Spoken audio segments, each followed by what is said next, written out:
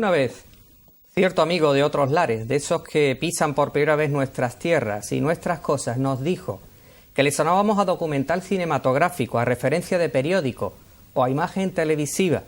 Llegaba del frío, de la disciplina irrenunciable, de esa otra Europa tenaz y desarrollada, de la puntualidad y de ese civismo casi aséptico que implica la organización a ultranza, países de la previsión y de la eficacia.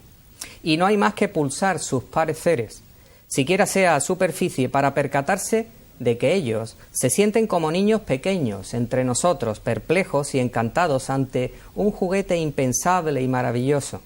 De momento, quedó fascinado por estos olores a azahar, desconocidos para ellos, entre el color de las calles y los sonidos de las fuentes.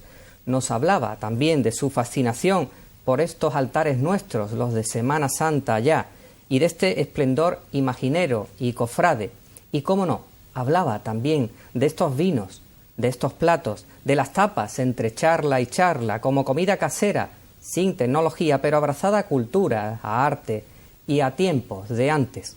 Y todo esto nos lleva a pensar, a los de aquí, que a lo peor las altas cotas de desarrollo tecnológico, el ritmo vertiginoso del trabajo y de la producción y los soñados techos de la mayor renta per cápita tienen también sus exigencias, sus enormes servidumbres, su purgatorio, así que quizá tampoco den la felicidad.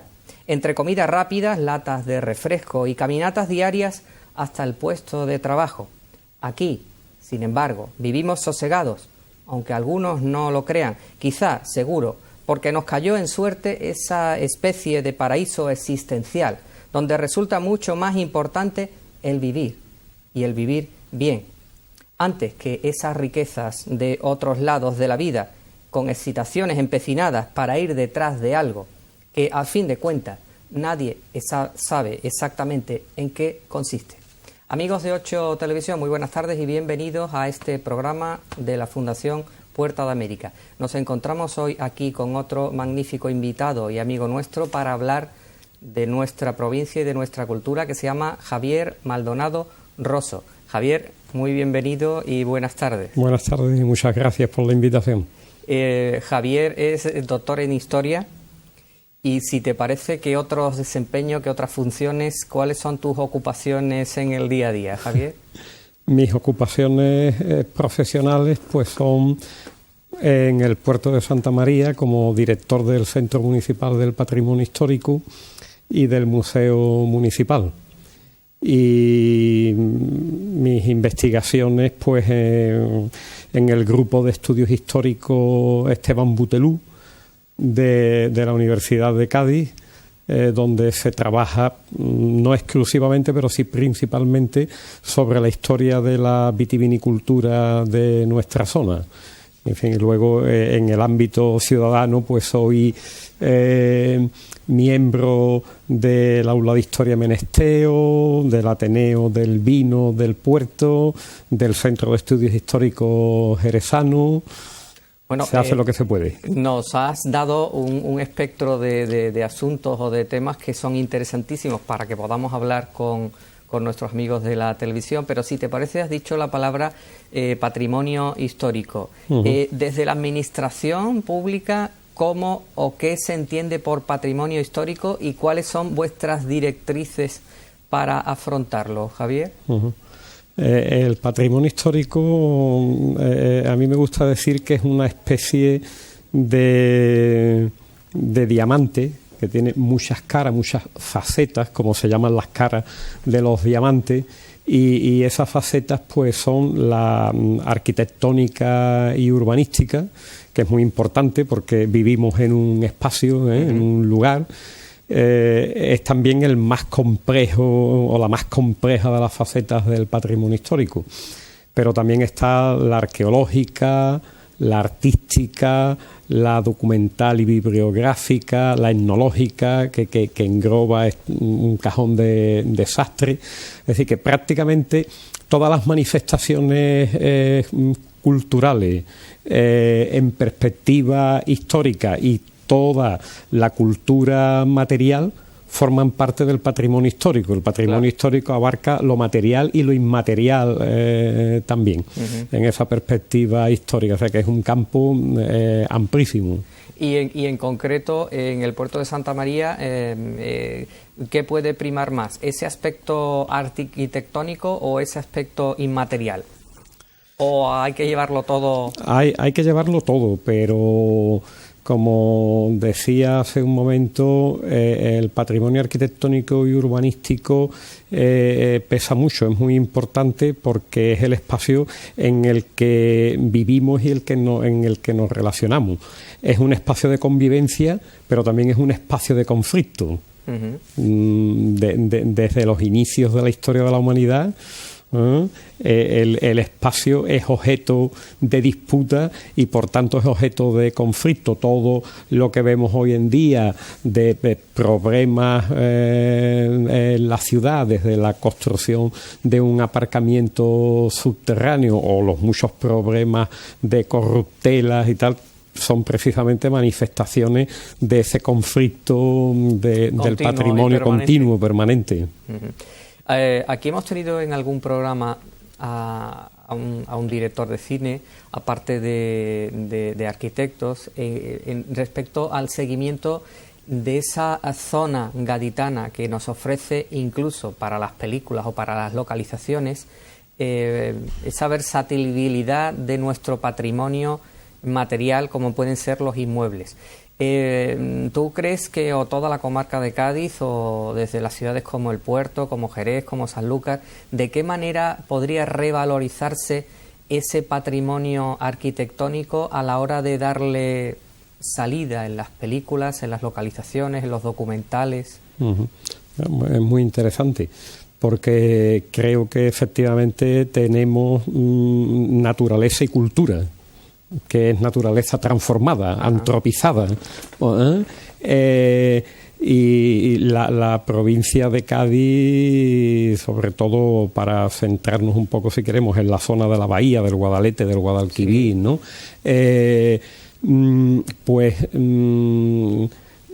Son unas zonas que han tenido un papel esencial en la historia. Sanlúcar, como bien decís y además tituláis vuestra fundación, es Puerta de América, pero el Mediterráneo, nuestra bahía de Cádiz, es también puerta de Oriente y Occidente en la antigüedad. Por aquí llegan los fenicios, con toda seguridad demostrado, pero también hay algunas manifestaciones incluso de unas precolonizaciones anteriores que no son todavía bien conocidas porque no están todavía lo suficientemente estudiadas. Pero por ahí entró la cultura oriental, que en esas etapas de la historia de la humanidad estaba mucho más adelantada que la nuestra. Por ahí, los celtas, los íberos claro, sobre todo lo más importante, la oriental, los fenicios, con diferencia, fenicios, griegos, cartagineses, romanos. Es que antes estamos hablando del poder de la comunicación, del poder de la televisión, de la prensa, de la radio, a la hora de divulgar ese conocimiento, porque si no tenemos estas herramientas para divulgar, pues escasamente podrá hacerse algo, ¿no? Claro.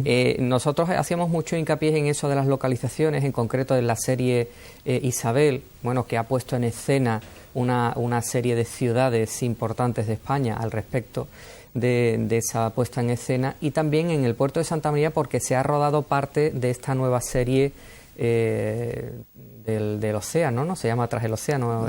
Sí. Entonces, sí, no sé exactamente cuál es el título, pero sí sé que se ha rodado en Puerto Cherry, y en zonas del puerto de Santa María. Sí. Quiere decir que estáis, entre comillas, arrimando pues a vuestro patrimonio y a esa visualización de vuestras cosas, pues series que lo necesitan. Y este director de cine decía en esa ocasión que nuestra bahía y nuestra luz merecía que hubiese aquí empresas dedicadas a localizaciones de películas de todo el mundo, ¿no? Claro, claro que sí. Digo que Y además, como gestor de patrimonio es un asunto que de podría interesarte. de toda época. Sí, eso lo lleva, en el caso del puerto de Santa María, es turismo quien se ocupa del tema. Sí, nosotros nos dedicamos más al estudio, a la difusión, a la formación del patrimonio histórico, de lo, tanto material como inmaterial. Pero quería decir que tenemos, claro, en la zona es la naturaleza, pero es también la cultura.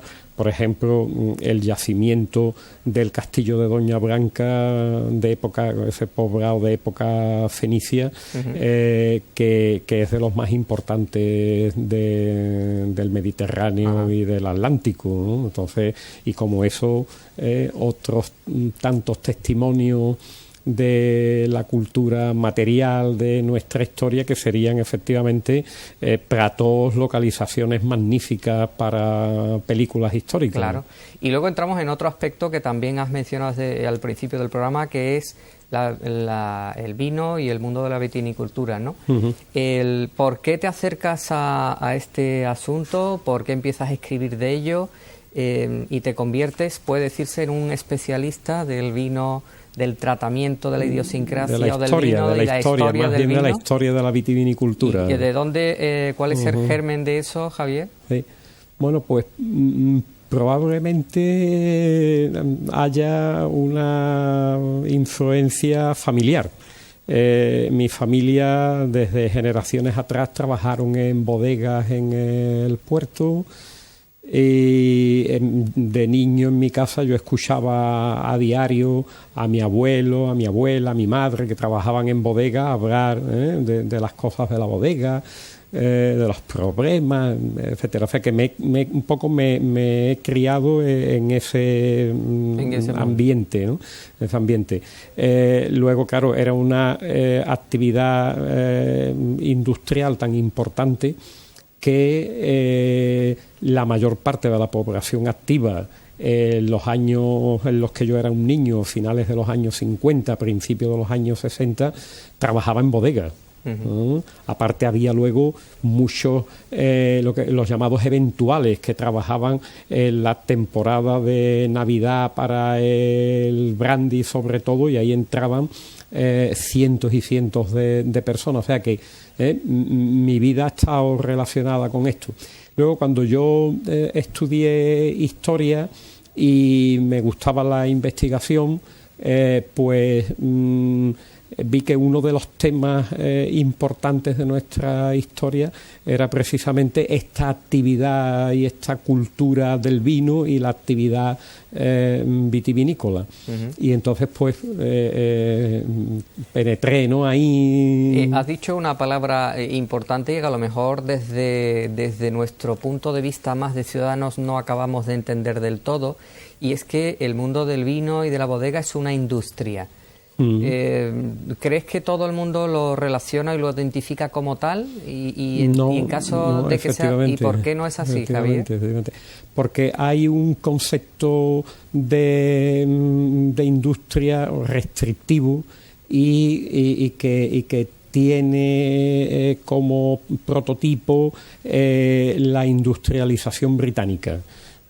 Y entonces, siderurgia y textil, eso es industria. Y además durante un tiempo pues digamos que era la vara de medir. Si una sociedad no estaba desarrollada en cuanto a una actividad, una industria textil y siderúrgica, se consideraba que era una economía atrasada.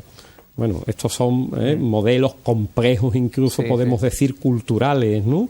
De tener un patrón que se quiere aplicar por igual a todas las sociedades, a todas las culturas, y claro, lógicamente esto en la realidad pues no es así.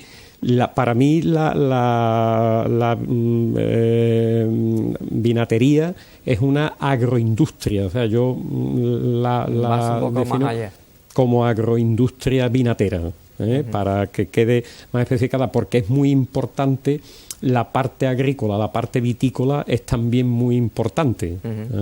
Entonces, pues es una agroindustria vinatera, una agroindustria vinatera moderna. Desde hace aproximadamente 250 años que se opera la transformación en nuestra zona de la vitivinicultura tradicional a la agroindustria vinatera moderna, sí. Este sistema ha cambiado mucho en los aspectos técnicos, pero en el modelo de empresa y sobre todo principalmente los tipos de vino, etcétera, esos siguen siendo los mismos. O sea, el sistema afortunadamente se mantiene y demuestra que tiene una vigencia tremenda. Pero a tu juicio, si habláramos de ese triángulo que podría ser Jerez, el Puerto, Sanlúcar, y hay oscilaciones importantes en cuanto a la manera de entender el negocio del vino, tú que eres un gran conocedor de ese mundo, ¿de qué crees que puede adolecer o cuáles son los principales asuntos que no se abordan del todo bien en determinadas bodegas? Bueno, te refieres en la actualidad, ¿no? Sí, claro, en la actualidad. La actualidad la conozco menos porque no la estudio, ¿no? Pero lo que pienso, creo que hay una idea desde hace unos años un tanto negativa y derrotista, de que va muy mal el negocio del vino en nuestra zona, se ha reducido el número de bodegas, el número de personas empleadas en ella, ¿no?, etcétera, ¿no? Pero esto hay que verlo, la historia hay que verla en periodos más largos de tiempo para poder apreciar en una escala distinta y no en la escala de nuestras vivencias, que ya ahí no lo vemos con tanta objetividad, sí, como alejándonos un poco, ¿no? Sí. Y ampliando el foco. La crisis, podemos decir, entre comillas, que estamos viviendo desde hace unos años para acá, es consecuencia también de unos movimientos y unas prácticas especulativas que hubo en los años 60, años en los que se duplicó la superficie de viñedo en el marco del Jerez de unas 11.000 a 22.000, 23.000 hectáreas. Ese crecimiento que se hizo en muy pocos años no respondía realmente a la demanda del mercado, efectivamente, del mercado exterior, principalmente del mercado británico. Cuando esto apareció fue cuando se descubrió que los almacenes de los muelles británicos había 1 millón de botas de vinos de Jerez sin vender. Y a partir de ahí, pues hubo una caída de los precios y hubo que hacer una reconversión en el sector. Y se redujo la superficie de viñedo de esas 23.000 hectáreas a las 11.000, 10.000 y pico que había anteriormente. Esa vuelta al punto de origen ha sido malinterpretada como una crisis. Claro. Y en realidad es una reconversión. Cuando en realidad, claro, es un reequilibrio. Claro. Volver a lo que había. Que hubo otra burbuja, ¿no?, en cuanto a la comercialización del vino. Efectivamente, hubo una... Y desde tu punto de vista de estudioso, ya como dices que hay que ampliar un poco el espectro, pues si lo ampliáramos más dentro del nivel que tú quieras, subjetivo de tus estudios, ¿qué particularidades tiene el mundo del vino y de la gente que lo rodeamos, a tu criterio? ¿Qué cosas entendemos bien y qué cosas no entendemos?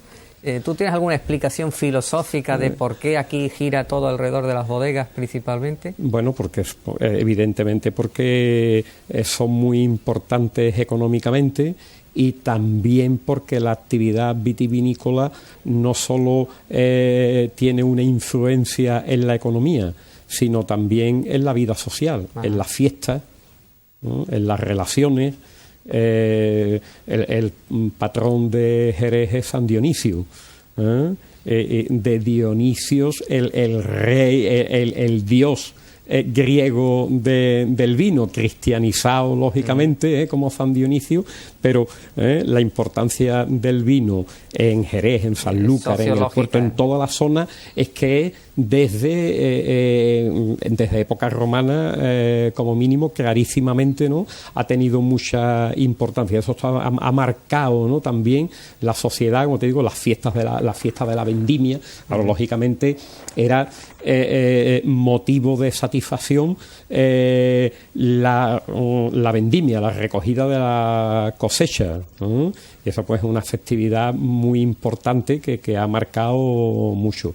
No obstante, desde hace unas décadas para acá es menor el conocimiento, la cultura del vino como conocimiento que tenemos los ciudadanos de nuestra vitivinicultura, ¿no? ¿Por qué? Pues ha habido muchos cambios en las últimas décadas. Y uno de los cambios, por ejemplo, creo que ha sido la entrada de otras bebidas, sobre todo promocionadas no directamente, sino indirectamente como formas de vida, sí, a través de la televisión, los destilados en los años 60, claro, el whisky, ¿no?, etcétera, yo viví de joven. Durante un tiempo trabajé en la construcción como peón de albañil, y ahí vi compañeros de más edad que yo que cambiaban el vino por el whisky. Hubo también un fenómeno interesante, y es que también los cantaores flamencos, para entonarse, sí, cambiaron el vino por el whisky. Eso es un síntoma peligroso. Efectivamente. Y sí, en la familia creo que los padres han dejado de tener la función de educar a los hijos en el consumo ordenado, en el consumo moderado de vino. Antes nos enseñaban. Sí, exactamente. Esto nos enseñaba, pero claro, ahora muchos padres no saben y por lo tanto no pueden enseñarle a sus hijos. Ajá. Y entonces, bueno, pues ahí hay toda una serie, ¿no?, creo, de probablemente explicaciones, pero vamos, que son más bien, estos son más bien, más que fruto de estudio, porque son más bien sociológicos que no históricos, de mi propia experiencia. Javier Maldonado, vamos a ir a nuestras recomendaciones publicitarias, de las de nuestros amigos de 8 Televisión, y volvemos dentro de un minuto. Hasta ahora, amigos.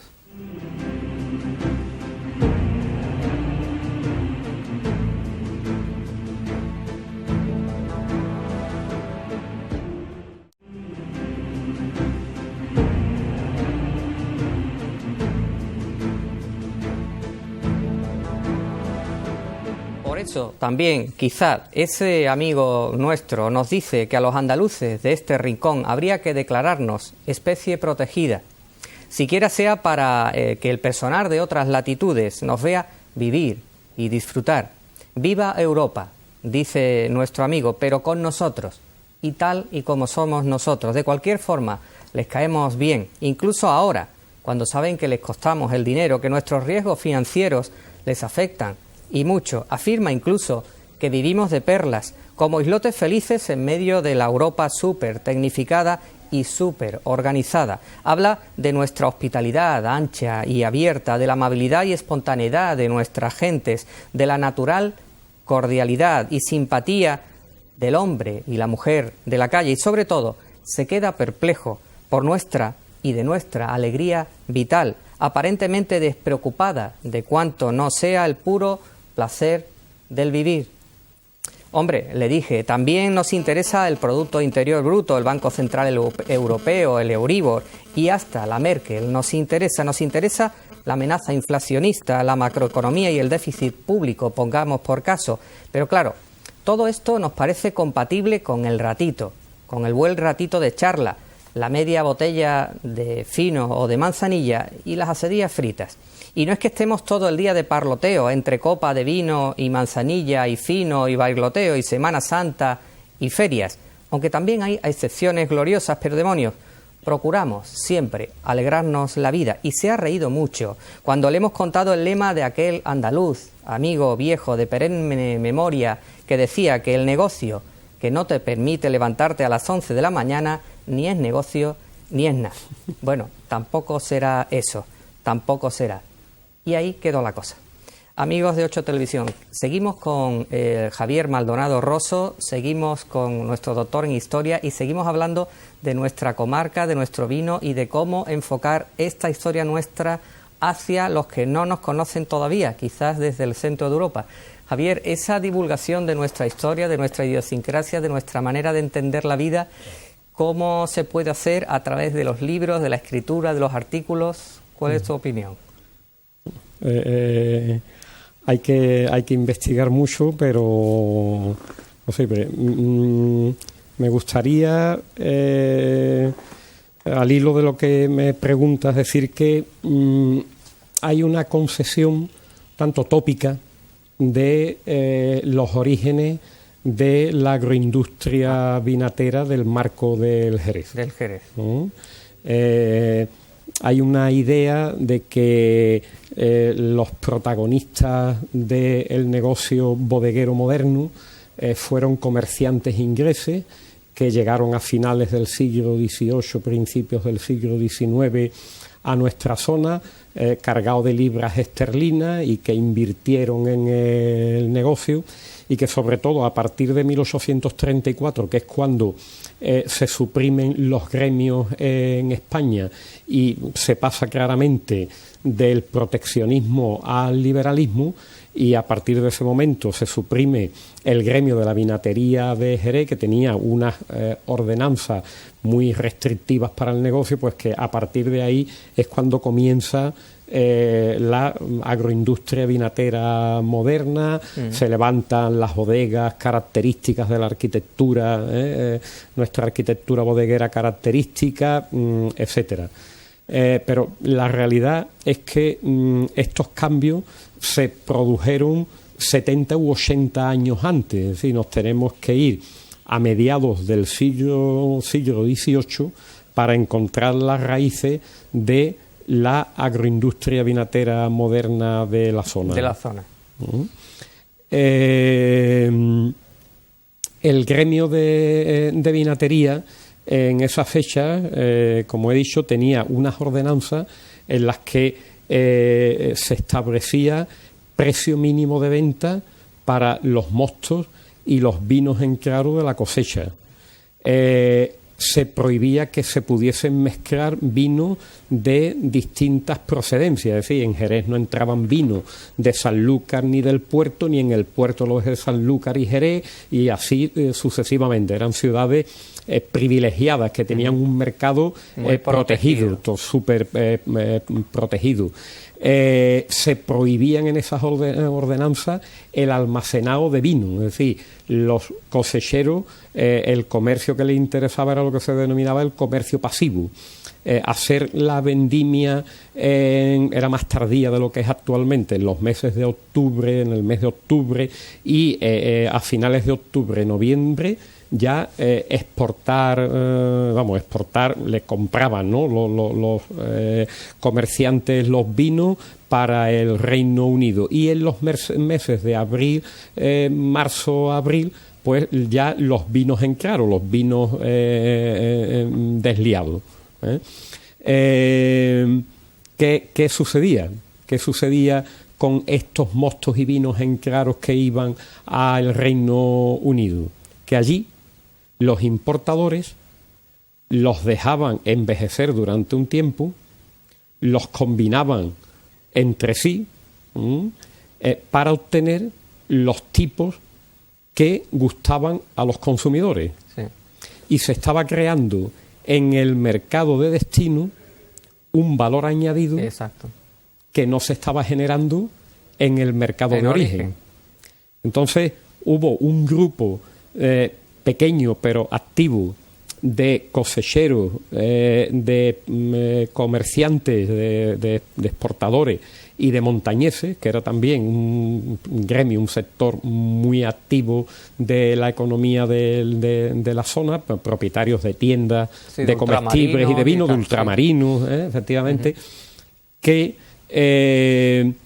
vieron qué es lo que sucedía y entonces dijeron: vamos a envejecer aquí los vinos y vamos a elaborarlos al gusto de los consumidores británicos. Claro. Y por tanto, ese valor añadido lo generamos en origen y creamos riqueza en la zona. Y esa es... Ese es el origen del sistema de envejecimiento en barrica. De envejecimiento de crianza en barrica. Luego, como se suele decir, que la ciencia sale de la observación y esa buena industria sale también de ver qué están haciendo los demás y dónde están consiguiendo resultados y valor añadido. Efectivamente, claro. Efectivamente. ¿Tú crees que ahora nosotros podemos tener los ojos cerrados frente a algo que está ocurriendo y que no estamos viendo, Javier? No, creo que el sector vinatero me parece que es un sector puntero. Otra cosa es que haya unas condiciones de mercado, unos gustos, ¿no?, etcétera. Pero el sector bodeguero jerezano siempre ha sido muy dinámico, y se ha encontrado en épocas anteriores con problemas tanto o más graves que los actuales, y ha sabido encontrar salidas. Por ejemplo, a finales de... en el último tercio del siglo XIX, a partir de los años 1870, hubo una crisis tremenda, porque entraron muchos especuladores en el negocio vinatero. Claro, era un negocio extraordinario, y entonces entraron muchísimos especuladores que hicieron falsificaciones, fraude, y claro, bajaron la calidad de los vinos. Eso se apreció inmediatamente en el mercado británico, ¿no? Y entonces el crédito, la fama que tenían los vinos de Jerez cayó. Cayeron los precios, cayó la demanda, y entonces hubo en los años 1870-80 una crisis tremenda. Mira, ¿no? además, ahora me gustaría hemos tocado un poco... Pero perdona si me permite, sí, claro, ¿cómo salieron de ahí? Sí. Pues ahí la alternativa fue, entre otros muchos ensayos que hubo, es cuando surge el brandy de Jerez. Ajá. Entonces hay una diversificación de producto y una diversificación de mercado. Claro. Y eso salva al sector vinatero jerezano. A finales del siglo XX, es más o menos, hemos dicho, ¿no?, los últimos de los años, la segunda mitad, con lo que comentamos antes de ese movimiento especulativo, etcétera, ha habido otra crisis del sector. ¿Cómo se está haciendo frente? Pues categorizando, por ejemplo, vinos como los Boss y Bor, que son vinos de más de 20 y de más de 30 años de vejez relativa, porque nuestros vinos no son de vejez absoluta, por el sistema de criaderas y soleras.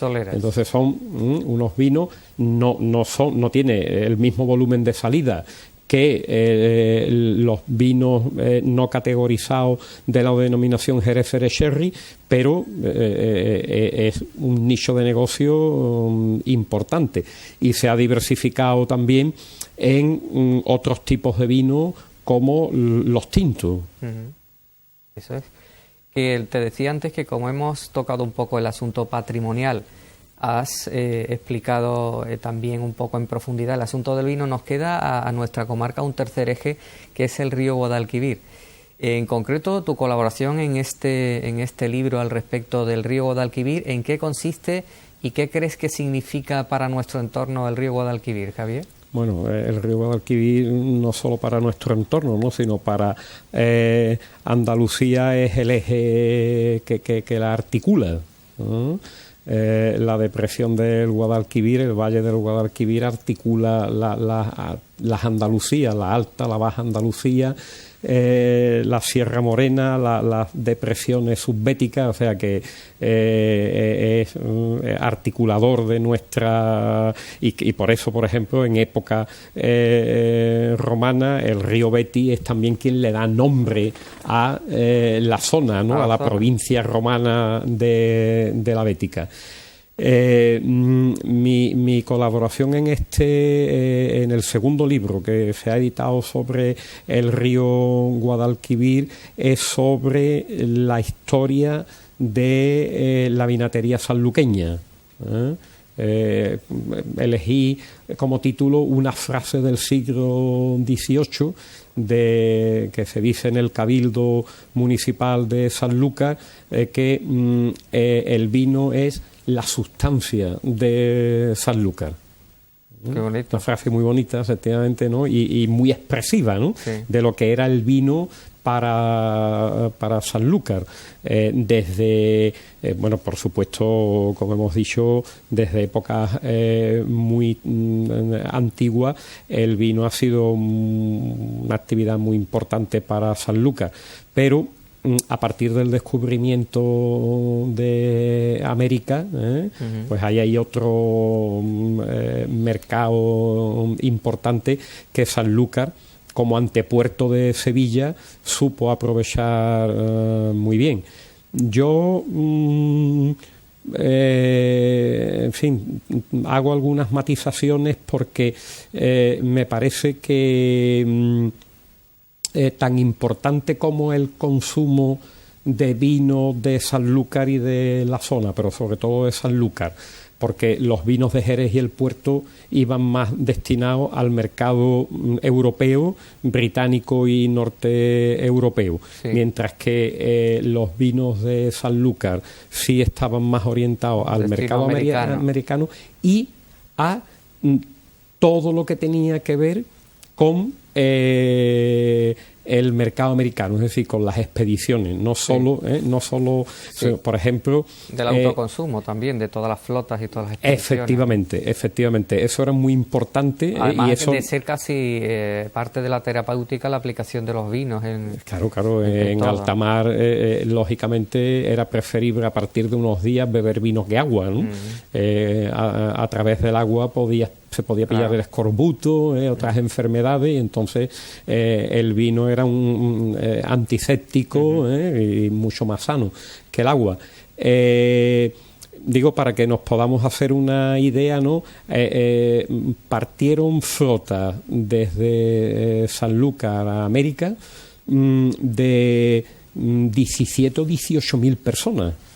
Una flota entre tripulantes, marinos de los buques de guerra de la Armada que iban escoltando a los buques mercantes y pasajeros de estos buques. Entonces, casi todos los pasajeros, una buena parte de ellos y de los tripulantes, llevaban pequeñas cantidades de vino. Decían que eran para su consumo, pero en algunos casos era también para venderlo en América. Claro. Entonces, eso no está bien contabilizado, lógicamente, porque son fraudes a los registros existentes en la época. Pero era un mercado importante. Y luego, como los vinos de Jerez y el Puerto de la época, es decir, el tipo oloroso, el tipo cream, pale cream, estos tipos, son unos tipos más del gusto británico, pues también en la zona el vino que se bebía era más el tipo manzanilla y también va apareciendo el tipo fino. Y desde Sanlúcar se abastecía a la Carraca, los arsenales de la zona de la Marina, es decir, que también tenía un mercado local y comarcal muy importante el vino de Sanlúcar.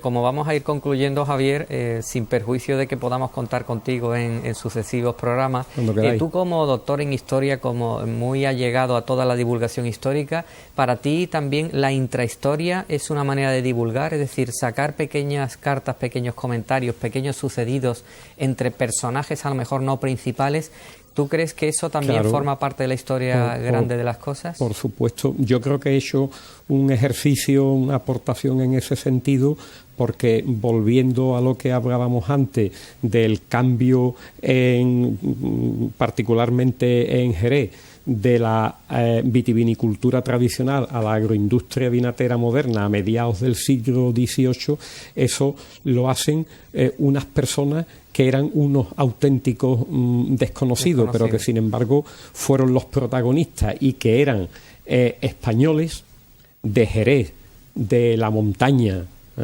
de Burgos, de otras zonas de España, y eran también importante, había un núcleo de franceses, de comerciantes franceses afincados en Jerez, que estaban naturalizados, como se decía en la época, hoy decimos nacionalizados, sí. Entonces eran naturalizados, ya se habían hecho naturales de la zona. Y por ejemplo Juan Aurie, que a esto no le suena a nadie, ¿no? Actualmente, pues Juan Aurie fue el verdadero protagonista de este cambio tan importante. Sin embargo, este hombre ha pasado desapercibido, ¿no? Y luego otros apellidos de otras empresas británicas que llegaron con posterioridad, pensamos que fueron los protagonistas de ese cambio, pero no, fueron estas personas. Entonces eso es intrahistoria, eso es intrahistoria, comprender. Pues Javier, que tengas mucho éxito en el desarrollo del patrimonio y de la cultura del puerto de Santa María. Muchas gracias. ¿Y cuáles son tus próximos objetivos como escritor, como divulgador de libros? Sí, pues estoy investigando sobre la participación política de la burguesía vinatera en el Ayuntamiento de Jerez, que es un capítulo también importante. Bueno, pues entonces lo vamos a dejar ahí para que en el próximo programa, si te parece, nos puedas hablar de eso. Amigos de 8 Televisión, hemos tenido aquí en Puerto de América a Javier Maldonado Rosso y nos ha hablado de su punto de vista de la historia, de divulgación y de sus profundos conocimientos del mundo bodeguero y patrimonial de Cádiz. Y nosotros le seguimos diciendo que se aficionen a nuestro patrimonio mobiliario, que son los libros. Como él nos ha hablado de historia, acostumbrémonos a tenerlos siempre cerca de nosotros para aproximarnos a cómo somos a través de lo que han escrito de nosotros. Que se lo pasen bien, muy bienvenidos como siempre a 8 Televisión y a Fundación Puerto de América, y que sigan aprendiendo cada vez más de nuestra comarca. Muy buenas tardes y hasta el próximo programa. Hasta luego, amigos.